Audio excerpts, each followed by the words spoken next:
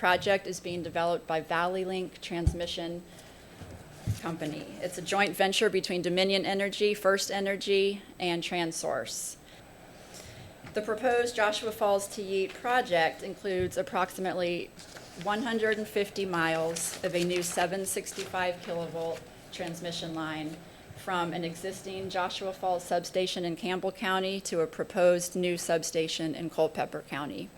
This was selected through a competitive regional transmission planning process approved by PJM, the regional grid operator, as the solution that best meets the long-term reliability needs. So to talk a little bit more about the 765 transmission line, it's designed to efficiently deliver bulk power across really long distances. So what you don't see as part of this 150-mile corridor are substations every 5 to 10 miles. That's much more common with our existing 230 kV grid and the 500 kV grid. This bulk power being delivered across that long route prevents us from having to build a lot of extra substations. There is existing 765 kV in Southwest Virginia in AEP service territory. Where the existing 765 kilovolt transmission lines come into Virginia, that's the start point of this project down in Campbell County at the existing Joshua Falls substation, which will be expanded. What we're looking to do and what PJM is looking to do is to take all of the generation that's been produced in the Ohio River Valley that's currently, the 765 is currently tapping into that generation. We want to tap that existing 765 endpoint in the state of Virginia and bring that bulk electricity up through this region. The reliability factor alone serves us all. It doesn't just serve the areas with increased electricity demand. It serves our homes, it serves our hospitals, our schools, our businesses, et cetera. It really is a benefit to all of us when we talk about future reliable power. A little bit about the structure type. These lines are supported by steel lattice structures, typically 135 to 160 feet tall. There in the picture you can see one of the examples. They have not determined the exact type of structure that will be used. Again, this project is in the early stages of development. Driving here, I did see a very similar structure to what you see on that screen. I'm sure folks have seen similar structures living in this county.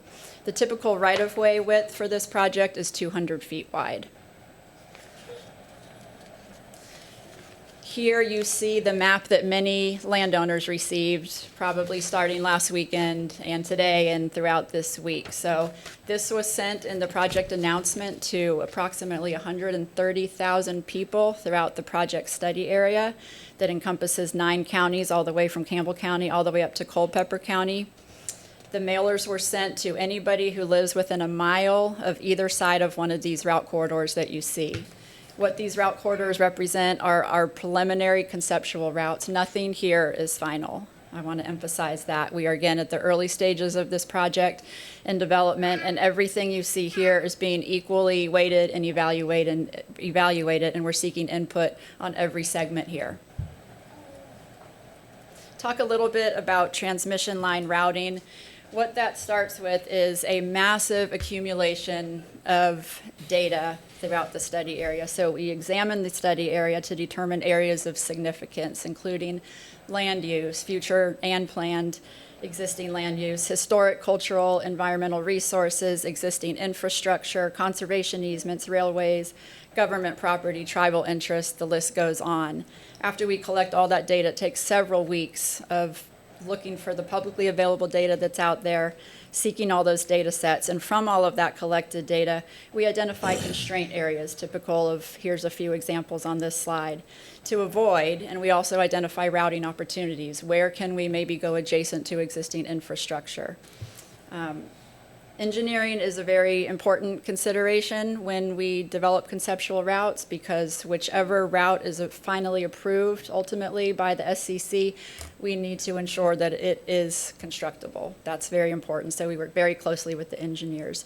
So using this analysis is how we get to the conceptual routes that you see on the map. But this is the interactive tool that any users can go. They can go to the website, vltransmission.com.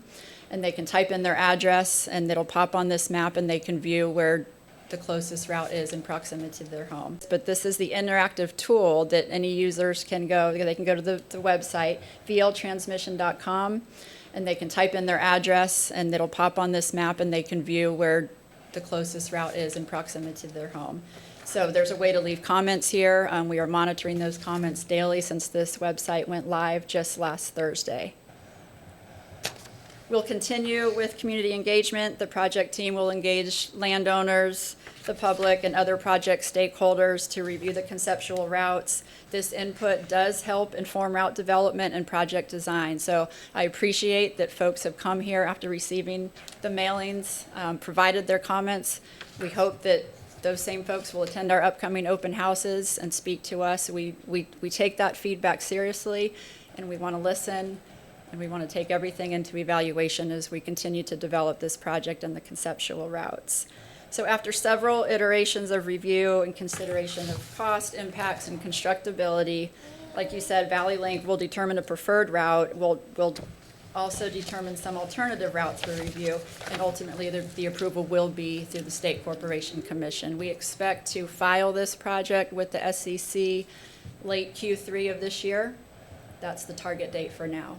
But we do have several open houses and opportunities for public engagement. The first virtual open house is March 5th. You can see here the in-person open house is March 12th in the evening. We understand that is the same date as the Planning Commission meeting. I understand our communications folks are looking to come up with an alternative, maybe an afternoon session, so that members of the public can participate. There is another virtual open house on March 16th, and then we'll come back in early June. We'll take all of the feedback from all of the public open houses across the entire study area. We'll revise routes where we can, shift some things, hopefully remove some of the route segments, and come back in June with a shorter segment, a shorter study area and route segments. It probably will be revised from what you see today.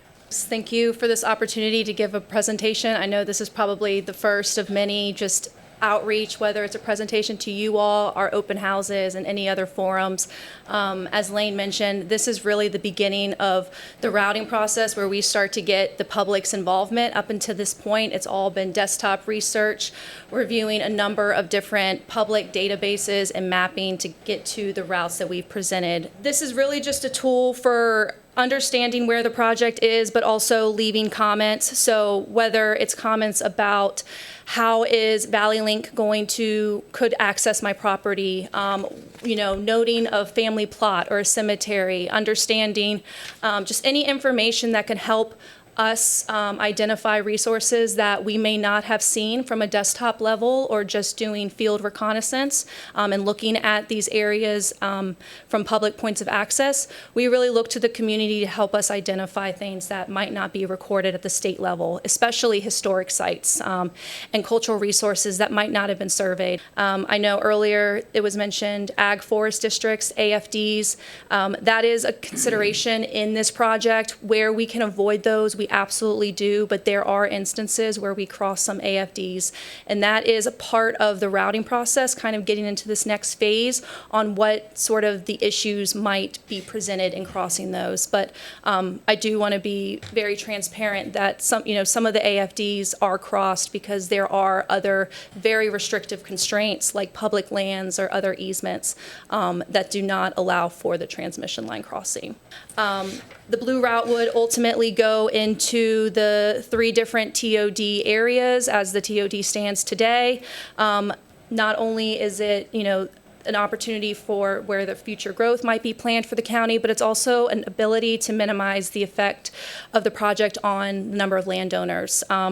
With the Route 2 corridor, there is a significant difference in the number of landowners that are impacted versus the Route 1, which, again, a lot of impacts that we have to balance across the 2 routes, but we don't want to dismiss the fact that the TOD allows us to minimize landowners that are involved with the project. For Louisa, Route 1 crosses 129 parcels, and Route 2 crosses 109 parcels.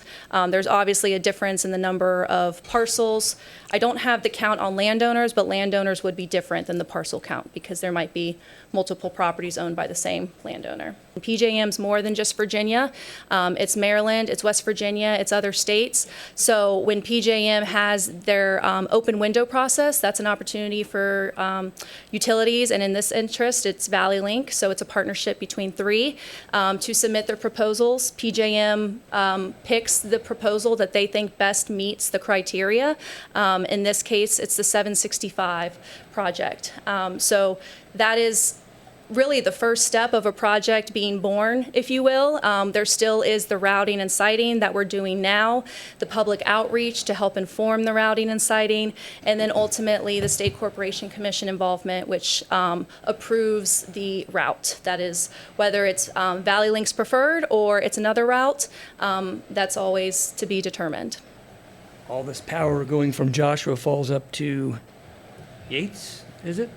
Up in Culpeper County, where is that power being used for? Is there a particular majority of where that power is going to, or is it just up in that area, going to substations, and we don't know where it's going? So with power, it's the overarching grid. It's all interconnected. It's not serving one single customer, one particular area. With the 765, because it's bringing bulk power, it's not necessarily defined by certain load pockets along the way. And so what the project is reliability driven off of a number of different factors, and obviously demand in PJM and Virginia is at really an all-time high. Okay. And one more question. When you're going through farms and ag land, how does that work with grazing animals and cattle and so forth? Do you put these right in their fields? Do the farmers go along farming? I mean, how does that affect a farm operation? So farming is a compatible use with rights of way. They can still exist under the rights of way. There's still access. There is obviously different limitations with the easement itself, which is all part of the later process with easement negotiations, and obviously once a route is determined. But just like any other transmission facilities in the system, there is ag operations that continue. That this is a transmission line from point A to point B, right? Yes. It's not a delivery line. But it seems to run, and I just want to clarify this, and I want to ask you to say it again. I don't want to make you say it. I want to ask you to say it again. But it seems to run, one route runs close to Shannon Hill Business Park. It cuts near Belcher, which is a solar project. The other route runs across Fisher Tuning and Mine and Hemmer and up through that's property that AWS just purchased. So is it running there? This question was asked of me. Is it running there because eventually you want to be able to pull power off of that line and supply those facilities? Or is it running there because those are large assemblages and that solar field doesn't care that you're running across, like we're talking about being close to the school? Or is it both? Or is it a combination of both? So I have three answers. First is that we are able to minimize the number of affected landowners specifically by going through TOD, which really is only common to 1, 2, 3 landowners at most, I believe. So that's one answer. The second answer I mentioned earlier about just compatibility with existing future land uses, growth areas or future industrial data center campuses, all of those sometimes, from the routing perspective, from even the SCC perspective, what we hear is that a lot of those uses are similar when it comes to visual. So that's why we try to target sort of those areas as opportunities to route the line. The third answer is that because the 765, it's not, and Lane kind of mentioned this earlier, it's not a route where there's just substations along the way. That's the benefit of the 765 versus building 3 500 lines and it's as a substitution. The 765 reinforces the grid in those particular areas. So if there were any future step downs that we don't know about at this point in time, those are available. But the transmission line for the Joshua Falls Yeet is really reinforcing those areas along the way. So we look at sort of the future land use, the future industrial areas, the future growth areas as kind of synonymous to that and why we route in those locations.